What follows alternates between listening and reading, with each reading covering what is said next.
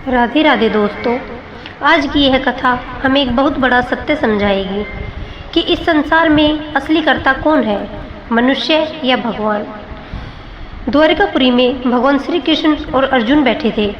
तभी एक दुखी ब्राह्मण रोता हुआ आया। उसने भगवान के सामने विलाप करते हुए कहा, प्रभु, मेरा पुत्र जन्म लेते ही मर गया। यह कैसी अधर्मपूर्ण घटना है। पिता के सामने पुत्र की मृत्यु, ऐसा तो कभी नहीं हुआ। वह अपने मृत बालक को राजद्वार पर रखकर रोने लगा। राजा अधर्मी हो गई है, प्रजा दुखी है, इसी कारण ऐसा अनर्थ हो रहा है। इतना कहकर वह चला गया। लेकिन आश्चर्य, दूसरा पुत्र हुआ, वह भी मर गया।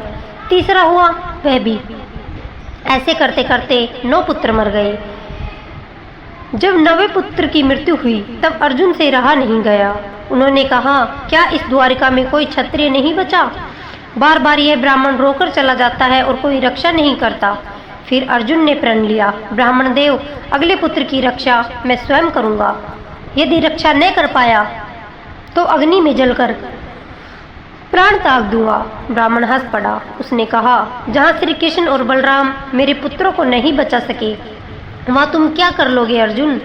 अर्जुन बोले, मैं गांडीवधारी अर्जुन हूँ, मृत्यु से भी युद्ध करके तुम्हारे पुत्र को बचाऊंगा। प्रसव का समय आया। ब्राह्मण दौड़ता हुआ अर्जुन के पास पहुंचा। अर्जुन, जल्दी चलो, मेरे पुत्र को बचा लो। अर्जुन तुरंत पहुंचे। उन्होंने दिव्य अस्त्रों से पूरा प्रसव गृह घेर दिया। ऐसा सुरक्षा कवच बनाया कि वायु भी बिना अनुमति प्रवेश न कर सके। लेकिन बालक पैदा हुआ और अचानक गायब हो गया। न शव मिला न आवाज, सब स्तब्ध रह गए। ब्राह्मण का क्रोध बढ़ गया।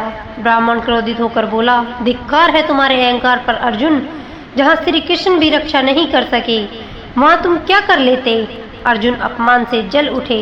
वे योग बल से यमलोक गए, फिर इंद्रलोक, ब्रह्मलोक, पाताल लोक, सभी लोकों में खोजा, लेकिन बालक कहीं नहीं मिला। अर्जुन अब समझ गए उनका प्रण टूटने वाला है। वे चिता में जलने की तैयारी करने लगे। तभी पहली बार उन्होंने श्री कृष्ण की ओर देखा। भगवान मुस्कुराए और बोले, अर्जुन, तुमने अभी अपना पूरा बल कहाँ लगाया है? अर्जुन बोले, प्रभु। भगवान बोले, तुम्हारा सबसे बड़ा बल मैं हूँ। यह सुनते ही अर्जुन का अहंकार टूट गया। फिर भगवान श्री कृष्ण अर्जुन को दिव्य रथ पर बैठाकर अद्भुत लोकों की यात्रा पर ले गए। वे 7 समुद्र, 7 द्वीप, घोर अंधकार सब पार करते गए।